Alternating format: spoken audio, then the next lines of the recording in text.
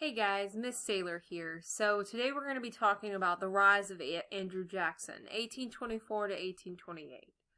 So after the War of 1812, the United States had become a one-party political system. The refusal of the Federalists to support the war had virtually killed the party. So in 1820, President Monroe was reelected without opposition. While the Democratic-Republican Party was dominant for the moment, however, it would eventually follow the Federalists into oblivion. So if Monroe's first term was the era of good feelings, his second term was the era of bad. You have sectional controversies that erupt into violent disputes and give birth to a new political party, that is the Democrats, which are led by Andrew Jackson. He was born in 1767 along the borders between the Carolinas. Jackson grew up in a struggling single-parent household. His father had died before he was born, forcing his widowed mother to scratch out a living as a housekeeper while raising her three sons. Many American political leaders actually cringed at the thought of Jackson because he could be combative and short-tempered. John Quincy Adams actually scorned Jackson as a barbarian and a savage who could scarcely spell his name. So, no sooner had James Monroe started his second presidential term in 1821 that leading Republicans began positioning themselves to be the next president. So we have a four-way race in the election of 1824. They're all Democratic Republicans. You have Andrew Jackson, who is the military hero. He's also a senator. He was elected in 1823. You have John Quincy Adams, who is Monroe's Secretary of State. You have William Crawford, who is the Secretary of Treasury. And you have Henry Clay, who is Speaker of the House.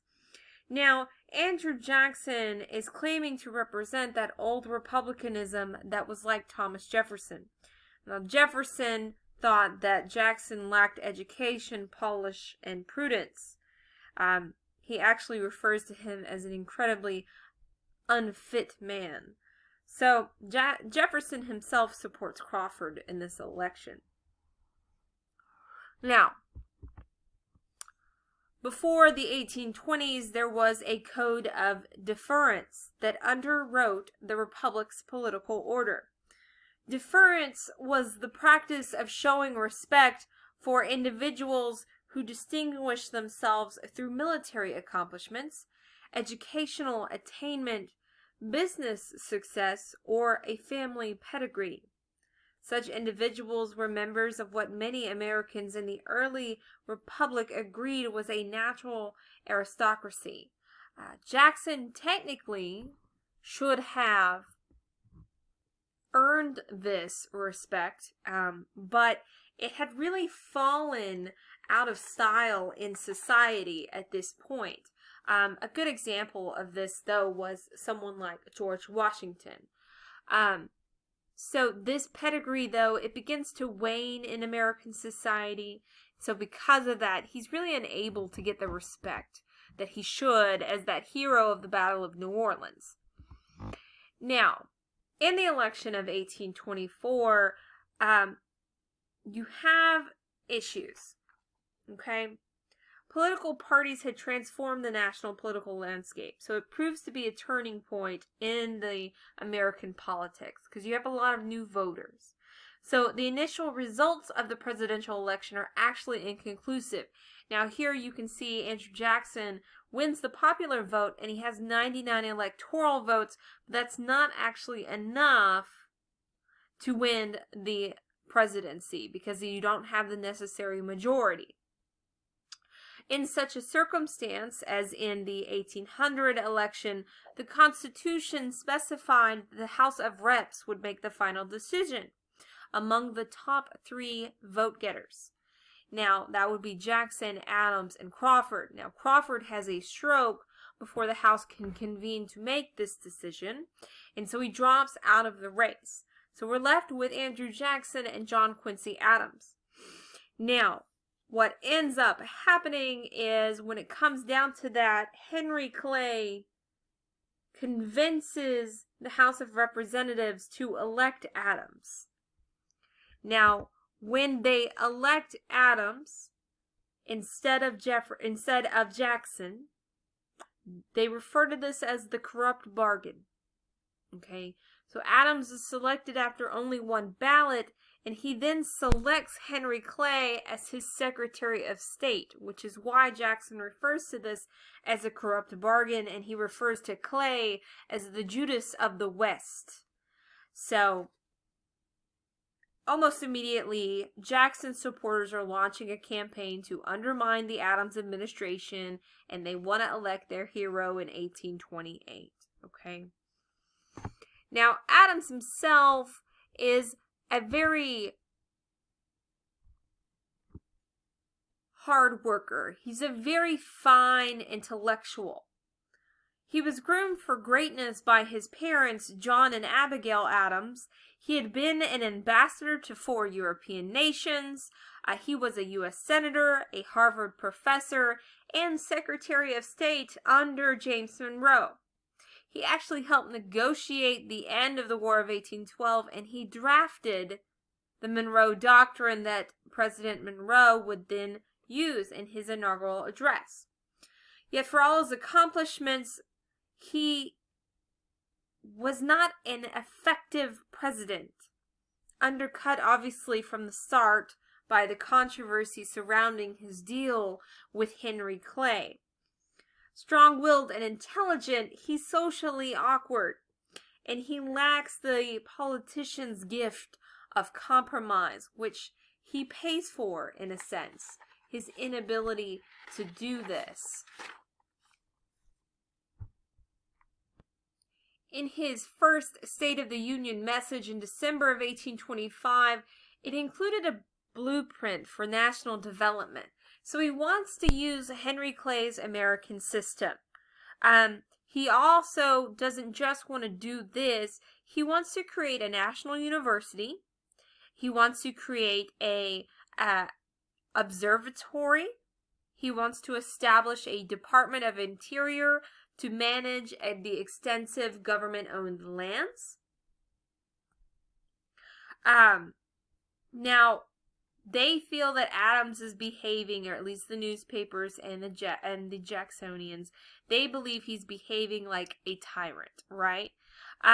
So Congress quickly revealed they're not going to approve any of these appeals, his proposals. So it really is a shattering to Adams' confidence. Now,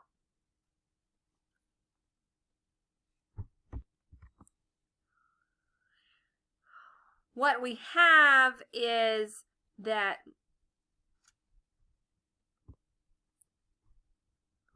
I went to the wrong slide. 1 second, guys. 1 second. Okay. So, Clay is the champion of that American system. Now, what they're doing to pay for this is that they are raising taxes, right? So, alongside of all this, you have this rise of the Democrats. Now, Jackson, he claimed he's a victim of the corrupt bargain. The party ends up splitting in half, and you have the Democratic Party that is created because of Adams' effort and extension of these federal powers.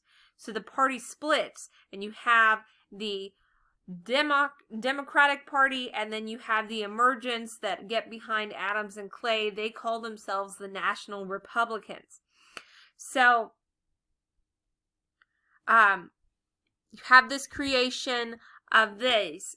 So we have Andrew Jackson, Martin Van Buren. Now, the Democrats are the first party in America to recruit a professional state organizer, such as Martin Van Buren of New York, who helped develop sophisticated strategies to mobilize voters and orchestrate grassroots campaigns like rallies.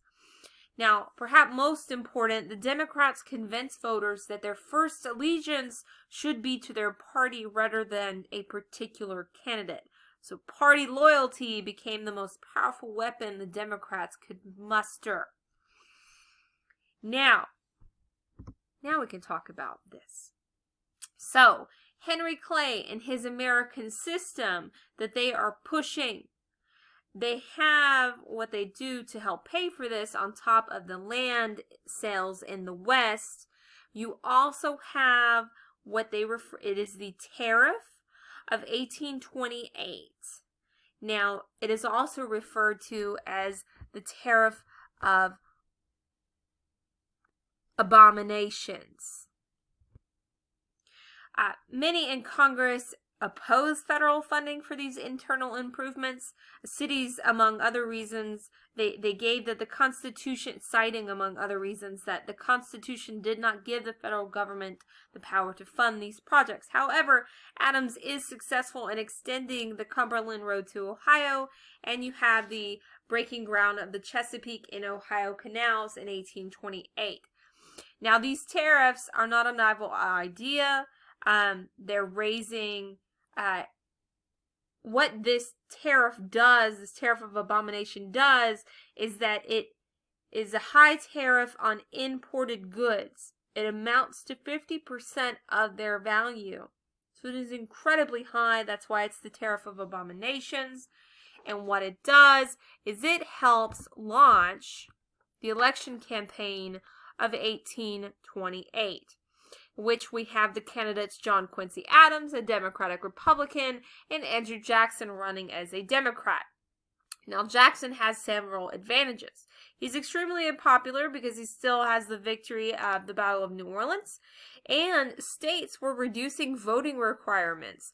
Common white men are now allowed to vote. You no longer had to own property in order to be able to vote. So that is appealing. He runs himself as the common man's president. Now, both candidates attack each other through mudslinging. A slogan of the day, for example, is Adams, who can write, Jackson, who can fight. So this one is different. But Jackson does win the election. He becomes the common man's president. So when the 1828 election returns come in, Jackson wins. He takes every state west and south of Pennsylvania.